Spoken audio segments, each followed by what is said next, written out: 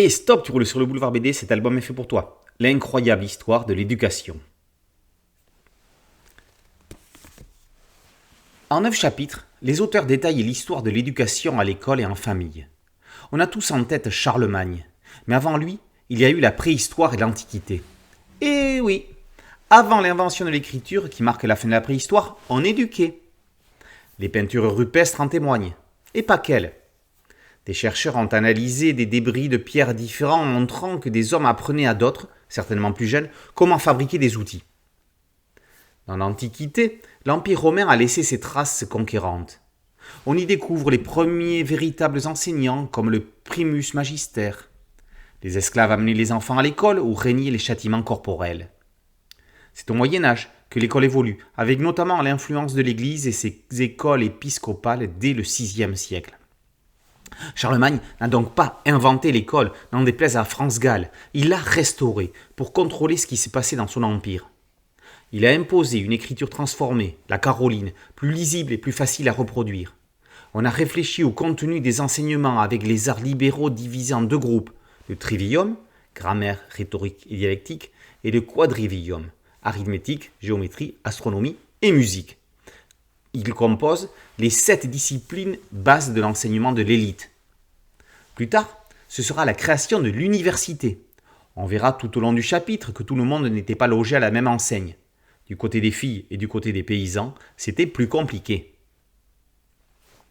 À la Renaissance et dans l'Ancien Régime, à partir du XVe siècle, on repense l'éducation et l'enseignement. L'invention de l'imprimerie change la donne, même si l'élite est encore privilégiée, en ayant accès au collège, correspondant à l'ensemble de l'enseignement secondaire d'aujourd'hui. On y enseignera l'activité physique, et il y aura des récréations. L'enseignement élémentaire se développe, en ville comme en campagne, mais en milieu rural selon les initiatives des mécènes ou des communautés d'habitants. L'Église locale contrôle tout. On arrive ensuite à la période de la Révolution, avec ses ambitions et ses évolutions, paradoxalement modestes concernant le sujet. Juste avant, l'encyclopédie, dirigée par Diderot et d'Alembert, puis surtout Émile et de l'éducation par Rousseau, jette un pavé dans la mare. Si le premier témoigne d'une évolution dans le besoin de transmission, le deuxième s'attire les foudres de l'Église. Rousseau prône une éducation par des précepteurs plutôt qu'au collège.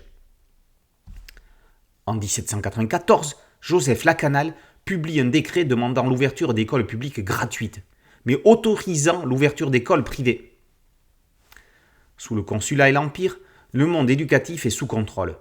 Napoléon veut repenser les écoles centrales issues de la Révolution. En 1802, Fourcroy crée les lycées, avec des internats permettant de mieux encadrer et contrôler les élèves. En 1908, l'empereur réactualise le baccalauréat, diplôme consacrant les années d'enseignement. Il devient le premier grade universitaire. Au XIXe siècle, la loi Guizot instaurera l'enseignement primaire d'État. L'école primaire deviendra gratuite et obligatoire. Le XXe siècle tente une école plus juste. Le XXIe recherche de nouvelles approches de réflexion avec des enjeux de laïcité, de climat scolaire, de lutte contre le harcèlement et d'usage du numérique. Jean-Yves Ségui, maître de conférences émérite en sciences de l'éducation, ne survole pas l'incroyable histoire de l'éducation. Il la détaille avec minutie sous le dessin d'Eva Rollin et les couleurs de Nicolas Bègue qui évoluent au fil des siècles racontés.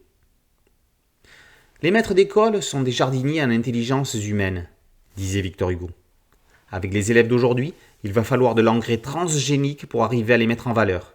Et ce ne sont pas les ministres qui se succèdent à un rythme effréné et les programmes changeant façon girouette qui vont arranger les choses. Il faut la foi pour enseigner. C'est l'espoir dans les générations futures qui fait tenir les enseignants. Ce livre a le mérite de démontrer que l'éducation, ça a quand même servi à quelque chose et ça peut encore servir à quelque chose. L'incroyable histoire de l'éducation par Jean-Yves Ségui et Eva Rollin est paru aux éditions Les Arènes BD. Boulevard BD, c'était un site dédié, un podcast audio et une chaîne YouTube. Merci de liker, de partager et de vous abonner. À très bientôt sur Boulevard BD. Ciao.